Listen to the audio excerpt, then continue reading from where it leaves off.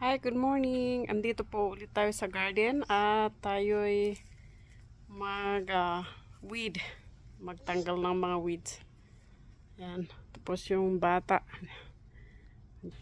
You all done? You're here for 3 hours already, anak. Okay. I'll let you swim there for a bit, okay? Yan. Ewan ko anong nangyayari dito, guys. Hindi ko magets. Kailangan yata ang spray. Repolyo yata to. Ayan yung lumalaki na siya, oh. Ganyan yata talaga yung kanyang leaves. Kailangan i-prune.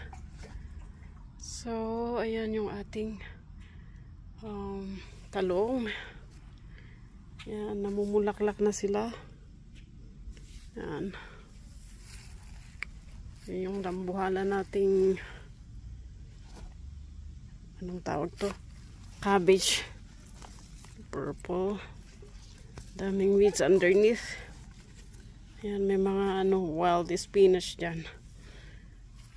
Yan, laki na nila. Ang init, guys. Yan yung kamatis, na Roman na kamatis. Isa lang tong variety na binili namin. Yan. Kailangan ding i-prune yan, guys. Yan yung na-transplant ko. Tagal na rin yan. Dapat sumabay dyan sa malalaki. Kaso nga lang, mali kung saan ko tinanim. Yan yung ating onion, of course.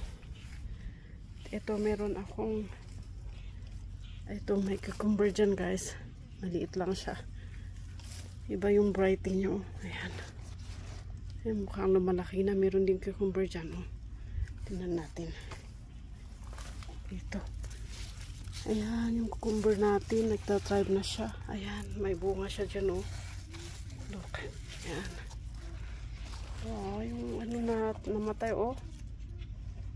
Ewan ko, hindi nag-tribe. Siguro dahil natabunan. Oh.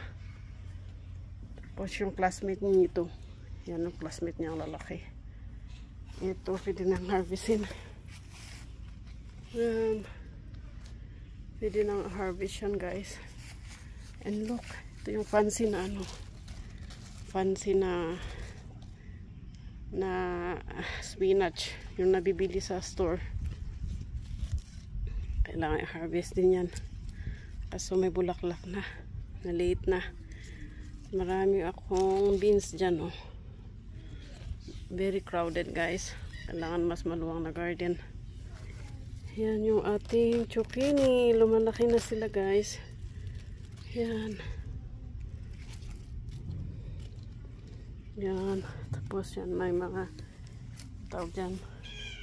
Lettuce. Tapos meron dito. Yan yung ating pechay, oh. Yan. Tapos ito asparagus, try ko lang kung pwede, ayan. Nag-sprout naman na. Ito, maraming anong tawag dyan, weeds. Ayan, mayroong din sili dito, oh. Ito na hell, kaya ganyan ang kulay. Dapat pala ganito lahat ang bilhin namin. Next time ganito lahat. Masarap ito, guys. Sarap na sili. Yung isang variety naman ito, oh. Parang hindi ko gusto to. Pangit na variety ng cucumber. Mas maganda yung iba, yung maliliit. Yan. Let's go, anak. Let's go inside. I'm here to pick you up. Ah. Oh boy. Ilang oras ka na dyan, anak? 3 hours? Mahigit 3 hours na. Kanina ka pa dyan. Yan, pwede nating i-harvest dito siguro. Ayan, may na. May flowers na. Yan, may picture pala, oh. Meron din akong tinanim na picture dito. Marami din pala to, maganda.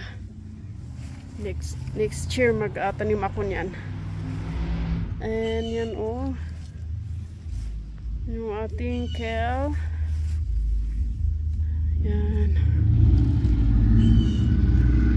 Yan yung kale natin. Tapos nag-iisang kamote. Yan. Tapos dito naman, grabe, hindi ko pa na-harvest. Ito yung kulitis guys. Hindi ko pa ma-harvest dahil meron pa kaming natira kagabi. Kasi nag-harvest ako kahapon. Ayan, siguro bukas.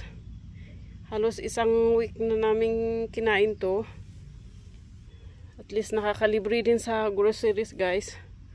Dahil may gulay tayo dito sa backyard. Ang mahirap kasi dito sa Canada, may winter kaya nasasayang yung mga tinatanim mo. And of course, ang mahiwaga nating ano ba to?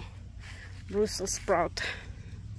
Yan, may mga ano dan. Oh, ayun oh. Ayun, namunga na sila guys. Yan, maliliit. Yan sa gilid oh. Kasi doon, yan na. Yan.